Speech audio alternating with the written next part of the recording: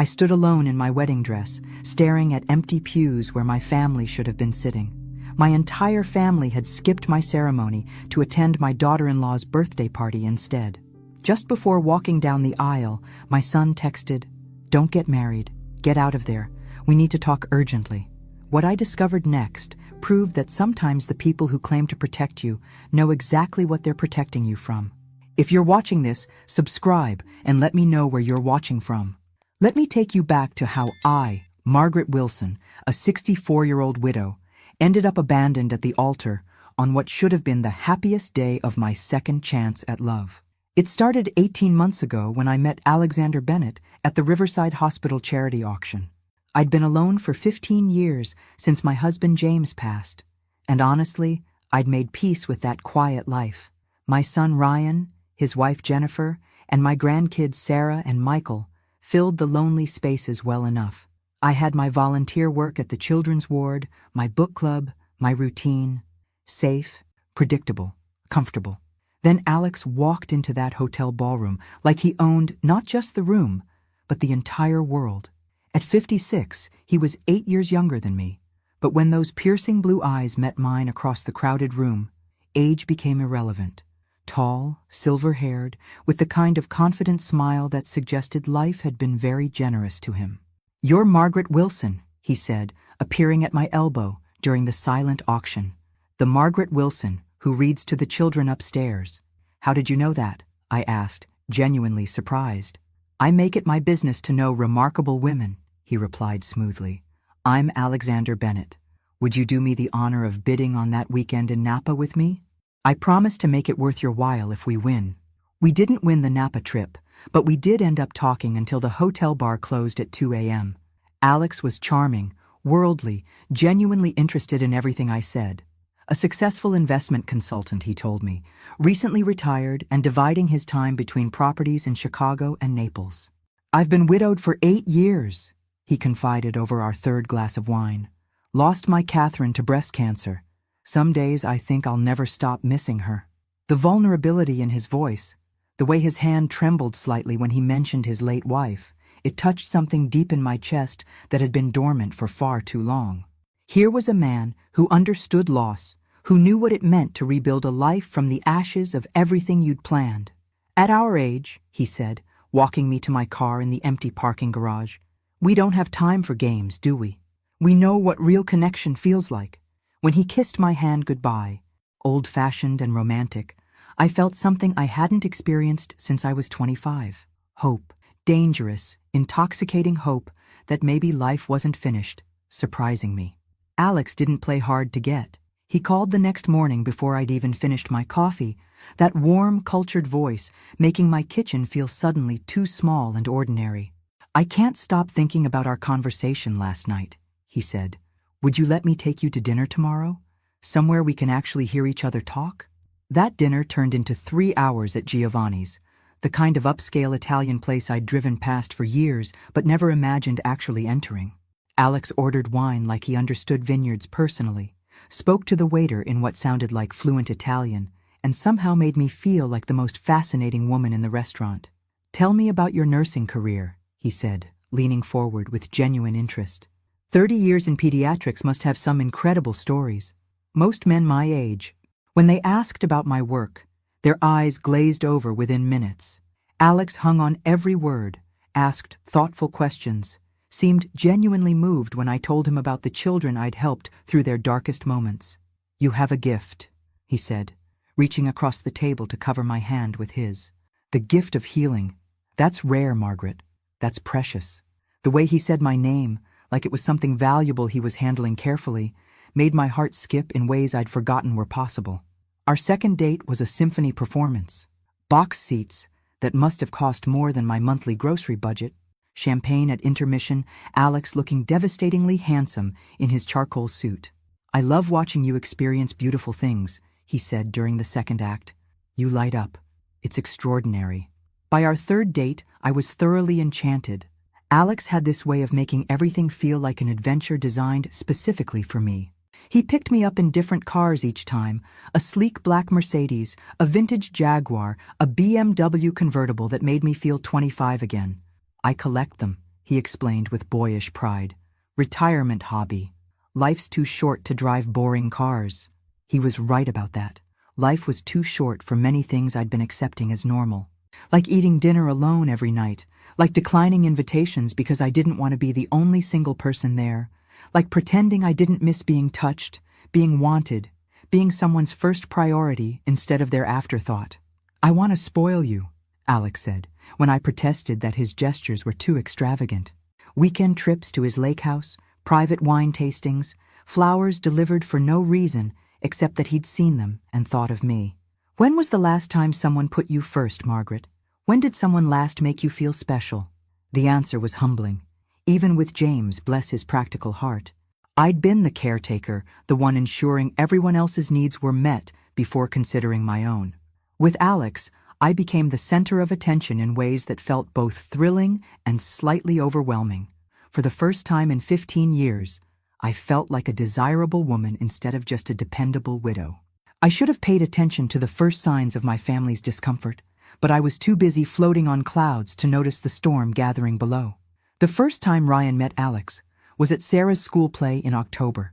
I'd been nervous about the introduction, but Alex was perfection itself, arriving with flowers for Sarah and asking Ryan intelligent questions about his accounting practice. "Investment consulting must be lucrative," Ryan said afterward, and I caught that careful tone he used when evaluating a client's financial statements. "What firm was he with again?" "He's retired," I answered, basking in my son's impressed expression. "Sold his own company and now manages his portfolio privately." Jennifer was immediately charmed by Alex's old-world manners and obvious wealth. "He's so distinguished," she whispered, while Alex taught Michael how to throw a proper spiral in the backyard. Those clothes alone probably cost more than Ryan's entire wardrobe. I glowed under her approval, finally feeling like I had something enviable instead of just being the reliable grandmother who babysat on weekends.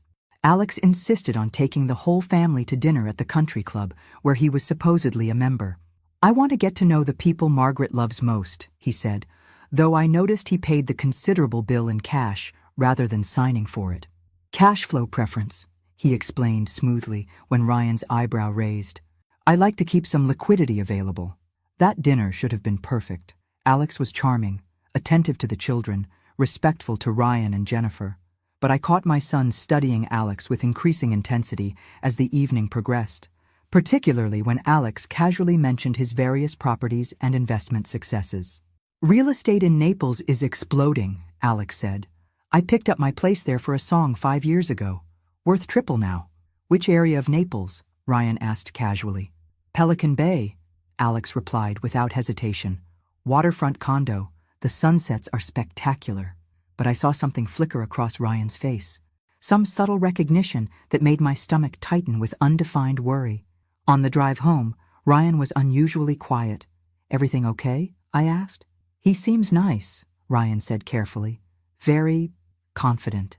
There was something in his tone I couldn't quite identify, something that made me defensive in ways I didn't fully understand. "He's successful, Ryan. Some people are comfortable with their accomplishments." But even as I said it, I wondered why I felt the need to defend Alex at all. Why couldn't I just enjoy my son's acceptance of the man who was making me happier than I'd been in years? That night, lying alone in my bed, I found myself replaying the evening, searching for whatever had put that expression on Ryan's face. But then Alex called to say goodnight, his voice warm and intimate in the darkness, and all my doubts melted away like ice in sunshine. By Thanksgiving, Alex had seamlessly integrated himself into our family traditions, though the seams were starting to show if you knew where to look. He arrived at Ryan and Jennifer's house with expensive wine and thoughtful gifts, playing the perfect gentleman who'd captured grandmother's heart. But I began noticing small things. The way Ryan's jaw tightened when Alex mentioned his latest investment success. How Jennifer's smile became more forced each time Alex casually referenced his wealth. "He's very generous with details about his finances," Jennifer commented while we prepared dessert. "Most wealthy people I know are more private about money." She was right, but I pushed away the observation. Maybe Alex was just proud of his success, excited to share his good fortune with people he was growing to love. Christmas Eve at my house should have been magical. Alex insisted on providing the champagne, an expensive vintage that made Ryan whistle appreciatively despite his growing reservations. "This must have cost more than our mortgage payment," he said, studying the label. "Special occasion," Alex replied smoothly. "Your mother deserves the finest things." But during gift exchange, I noticed the family's reactions becoming more strained. Alex's presents were lavish, almost aggressively expensive. A designer handbag for Jennifer that probably cost more than she spent on clothes in a year. Professional golf equipment for Ryan that seemed chosen more for price than thoughtfulness. For the children, electronics so advanced they seemed overwhelmed rather than thrilled. "It's too much," I whispered to Alex in the kitchen.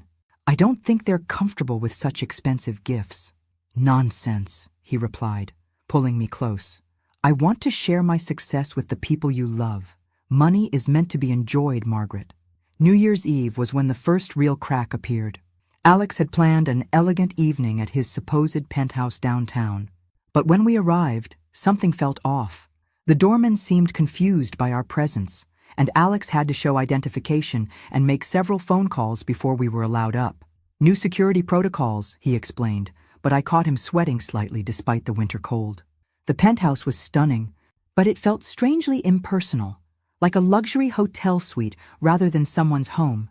No family photos, no personal touches, nothing that suggested Alex actually lived there.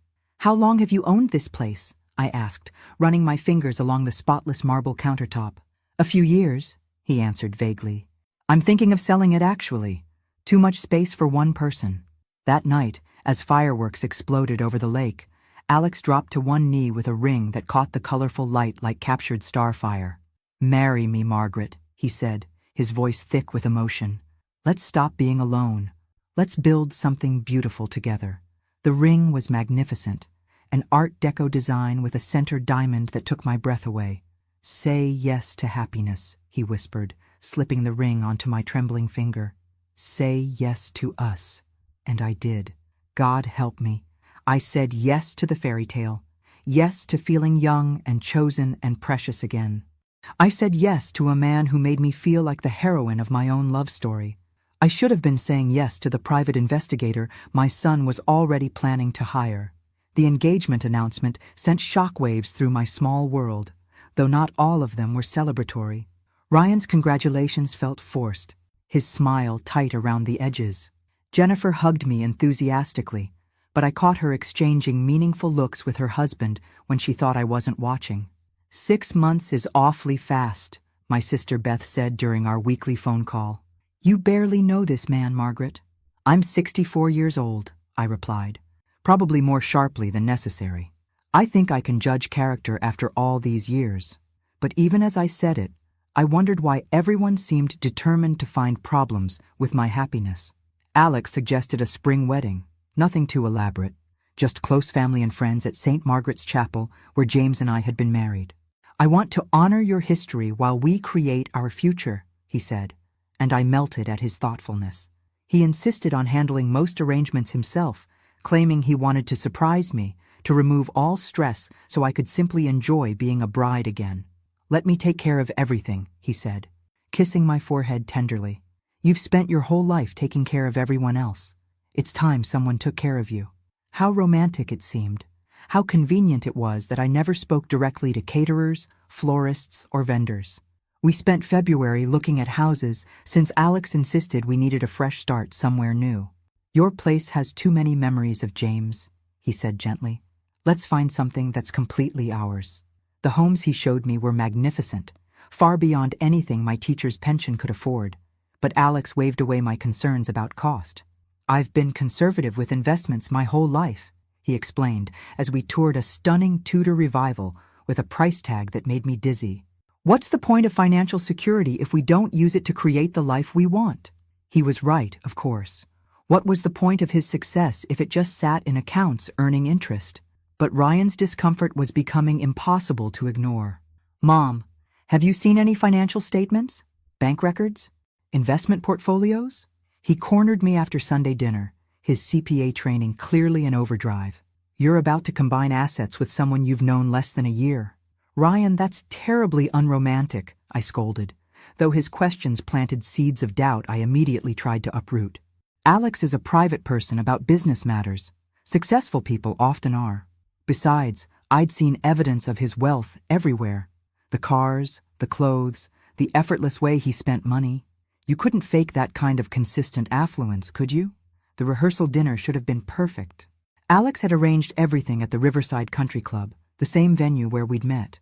But I noticed the staff seemed confused by some of our requests, and Alex spent considerable time on the phone sorting out details that should have been confirmed weeks ago. "Everything all right?" I asked when he returned from his third phone call, looking slightly frazzled. "Perfect," he assured me, his charming smile snapping back into place. "Just some last-minute adjustments. You know how these places can be." I didn't, actually, but I trusted him to handle whatever complications had arisen. That night he kissed me goodnight at my door like a gentleman. "Tomorrow, Mrs. Bennet," he said, and my heart fluttered like a schoolgirl's. Tomorrow, I would walk down the aisle to marry a man who made me feel like the luckiest woman alive. If only I'd known I was actually walking toward the biggest con of my life. The morning of my wedding dawned gray and drizzly, not the sunny April day I'd hoped for, but I refused to see it as an omen. "Rain on your wedding day is good luck," Jennifer assured me as she helped with my hair, though her enthusiasm seemed forced. The cream silk dress Alex had insisted on buying made me feel elegant rather than ridiculous, and the pearl necklace James had given me on our 20th anniversary provided the perfect touch of sentiment. "You look beautiful, Mom," Ryan said when he arrived to escort me to the church, but his eyes remained troubled. He'd been increasingly distant as the wedding approached, their family dinners becoming tense affairs where conversation felt stilted and careful. "It's not too late to postpone," he said quietly as we drove toward St. Margaret's. "If you're having any doubts—" "I'm not having doubts," I replied firmly, though something in his tone made my stomach flutter with undefined anxiety. "I'm marrying a wonderful man who loves me. Try to look happy about it." But even as I said the words, I couldn't shake the feeling that everyone was keeping secrets from me, walking on eggshells around topics they couldn't quite bring themselves to discuss. At the church, I retreated to the small bridal room to wait for my cue. Through the crack in the door, I could see the sanctuary filling with guests. Alex looked devastatingly handsome at the altar in his charcoal gray suit. Every inch the distinguished gentleman I'd fallen in love with. Everything was proceeding exactly as we'd planned. Except it wasn't. As the minutes ticked by, I began to notice something was wrong. The pews that should have been filled with my family remained conspicuously empty. Ryan's reserved seats, Jennifer's spot, the children's places marked with special ribbons, all vacant. "Where is everyone?" I asked the wedding coordinator, my voice beginning to shake. She checked her watch nervously. "I'm sure they're just running late. Traffic can be unpredictable." But it was past the scheduled start time, and there was no sign of my family anywhere. I tried calling Ryan's phone, but it went straight to voicemail. Jennifer's too. Even the children's phones were turned off. 20 minutes before I was supposed to walk down the aisle, the horrible truth became clear. My family wasn't late. They weren't coming at all. I stood alone in my wedding dress, staring at empty pews where the people I loved most should have been sitting. The few guests present were Alex's friends and associates, people I barely knew, their faces turning sympathetic as they realized what was happening. That's when my phone buzzed with a text message from Ryan. "Don't get married. Get out of there. We need to talk urgently. Please, Mom. Trust me on this. Leave now." My hands started shaking as I stared at those words. This wasn't pre-wedding jitters or family drama. This was something desperate, something urgent enough to make my family abandon my wedding and my son send a message that could destroy everything I thought I wanted. Looking back, that was the moment my fairy tale finally cracked open to reveal the nightmare hiding underneath. Not when I learned the truth about Alex, not when I discovered how thoroughly he'd deceived me, but when I realized the people who loved me most had been trying to save me from something I was too blind to see. And they'd been willing to break my heart to protect me from having it completely destroyed. I found my entire family gathered in Ryan's living room like they were holding some kind of intervention.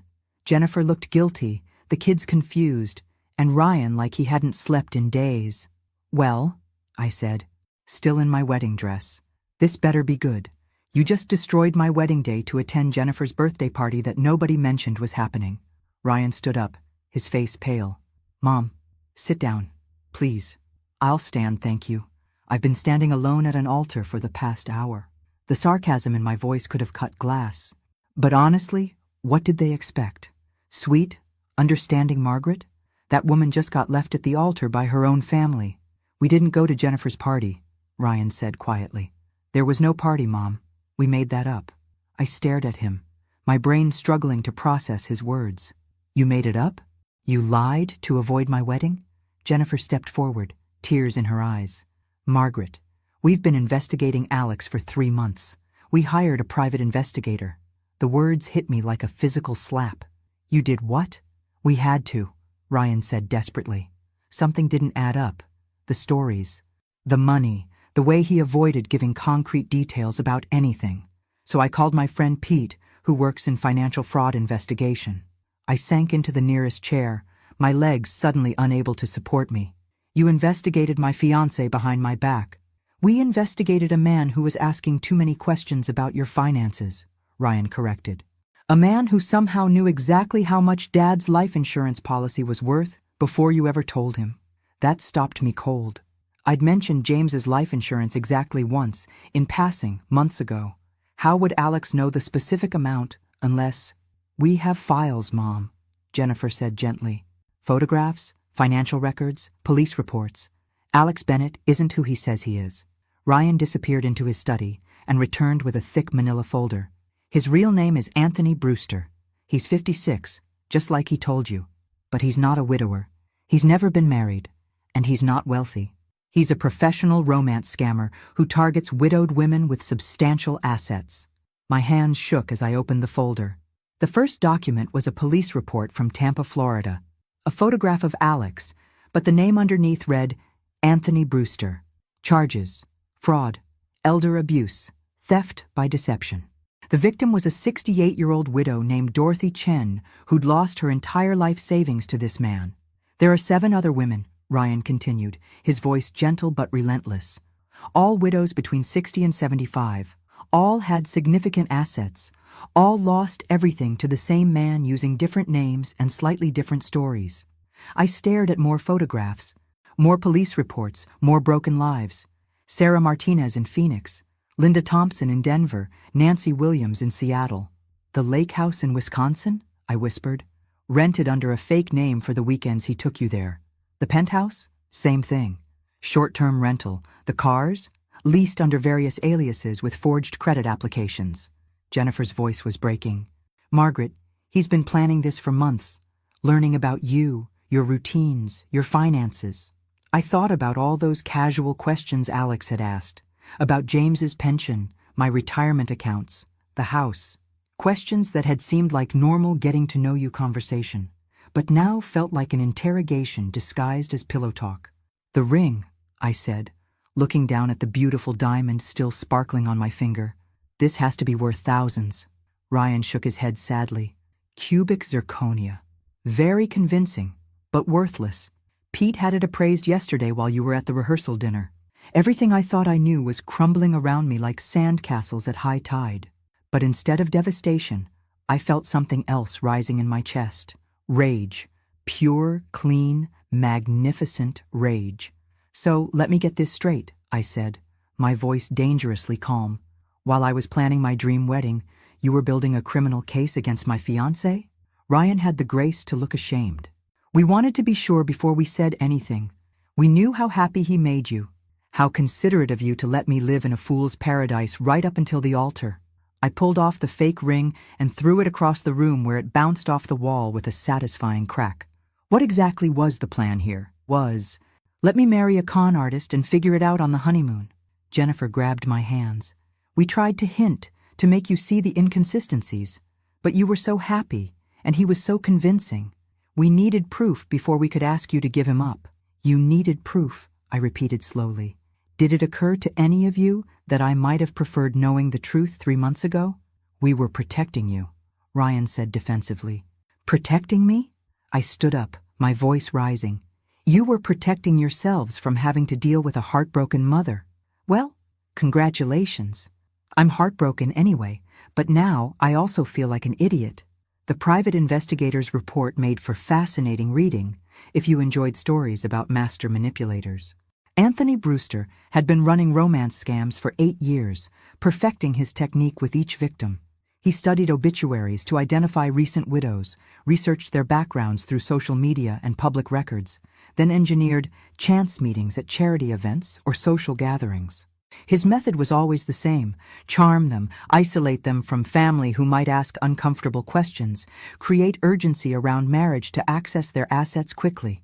"Look at this," Sarah said, pointing to a timeline in the report.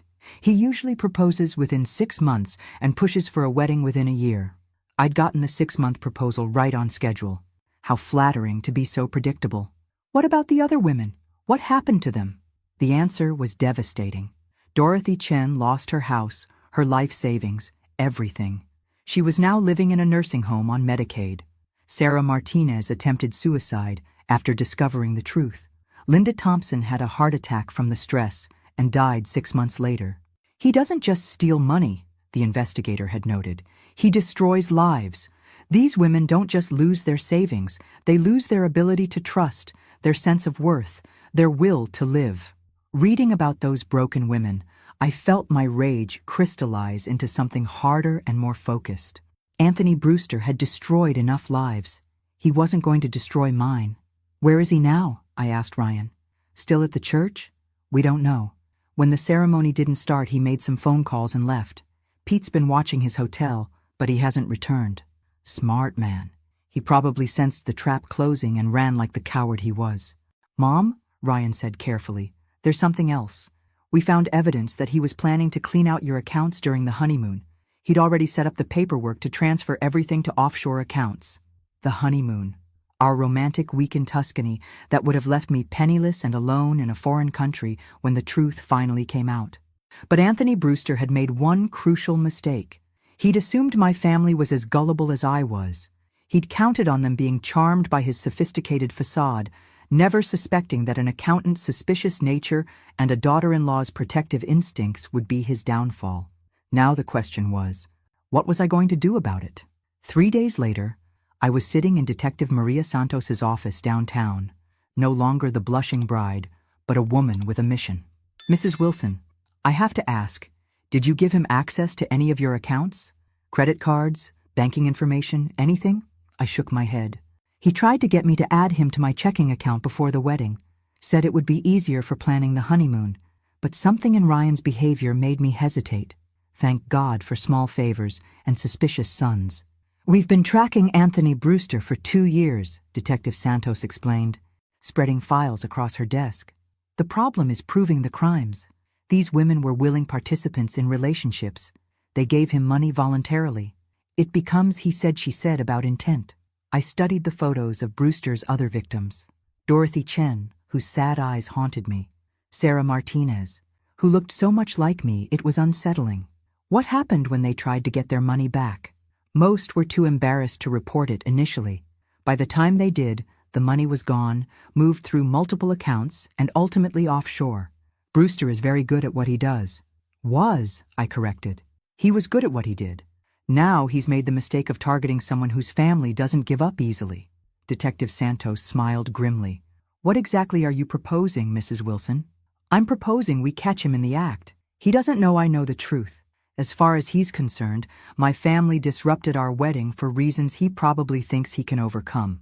The plan was elegant in its simplicity. I would contact Alex, play the heartbroken bride who'd been abandoned by her cruel family.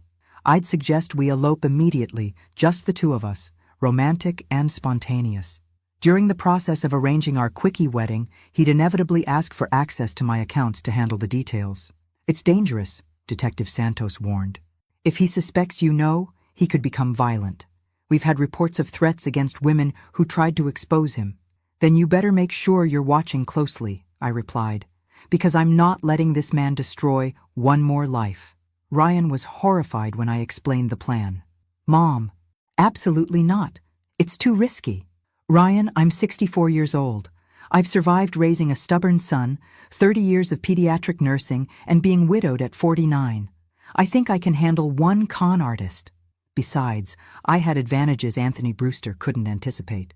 I wasn't the naive widow he thought he was dealing with anymore. I was a woman who'd spent 3 days studying his methods, understanding his psychology, planning his downfall. He'd taught me valuable lessons about deception and manipulation. Time to show him what an excellent student I was. Jennifer helped me craft the perfect text message to send to Alex. Heartbroken, but hopeful. Hurt, but still in love. Desperate to salvage our relationship despite my family's interference. "You should have been an actress," she said, reading my draft. "This is perfect. You sound exactly like his ideal victim." The response came within an hour. Alex was devastated by our wedding's disruption. So sorry I'd been hurt by my family's cruelty, eager to prove our love could overcome any obstacle. He suggested we meet for dinner to discuss our future. "Just the two of us, darling. We don't need anyone else's approval to be happy." Oh, Anthony, I thought, deleting his real name from my phone and saving him as Target.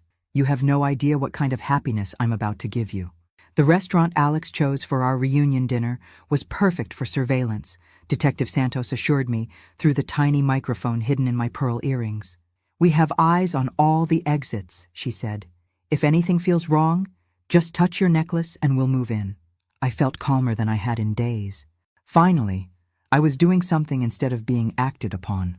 Alex looked genuinely distraught when I arrived, his handsome face etched with concern and what appeared to be real grief. "Margaret, darling, I'm so sorry. I can't believe your family would do something so cruel." His performance was flawless, Oscar-worthy in its sincerity. If I hadn't seen the police reports, I might have fallen for it all over again. "I don't understand why they reacted that way," I said, letting my voice tremble slightly. "Ryan kept saying something about you being too good to be true, but I told him love doesn't follow logical rules." Alex reached across the table to take my hand, his thumb stroking my knuckles in that familiar, comforting way. "Families can be overprotective," he said gently. "Perhaps they're afraid of losing you, afraid that marriage will change your relationship with them." He paused, his blue eyes searching my face. "Margaret, I need you to know that I'll never try to come between you and your children. Family is sacred." The irony was breathtaking. This man who made his living destroying families was lecturing me about their sanctity. "What do we do now?" I asked, playing the lost, confused woman he expected. "How do we move forward when my own son won't support our marriage?" Alex squeezed my hand tighter. "We prove them wrong. We show them that real love conquers all obstacles." He paused, as if the idea was just occurring to him. "What if we eloped? Just the two of us, somewhere romantic. Paris, maybe, or Rome. We could be married by the weekend." There it was. The hook, dangled with perfect timing and flawless delivery. "Elope?" I breathed, as if the idea was both thrilling and terrifying. "But the planning, the arrangements, the cost." "Let me handle everything," Alex said quickly. "I can arrange it all within days. A small ceremony, just us, in the most beautiful setting you can imagine." "But Alex, I couldn't let you pay for everything. It wouldn't be right." I played the role perfectly, the woman torn between desire and propriety. "We should share the expenses, make it truly ours together." His eyes lit up with anticipation, masked as romantic enthusiasm. "If you insist, darling. Perhaps you could handle the travel arrangements while I manage the ceremony details." Travel arrangements meant flight bookings, hotel reservations, expenses that would require access to my credit cards and bank accounts. "I've never planned anything like this before," I said helplessly. "What if I make mistakes? What if I don't have enough in my checking account to cover everything?" "Don't worry about that," Alex said smoothly. "I could help you transfer some funds from your other accounts to make sure you have plenty available. We'll need to move quickly to get the best arrangements." And there it was. The moment of truth, the trap springing shut, the con artist revealing his true purpose. But as I looked into those lying blue eyes, I realized something that made my blood run cold. I wasn't the only one setting a trap tonight.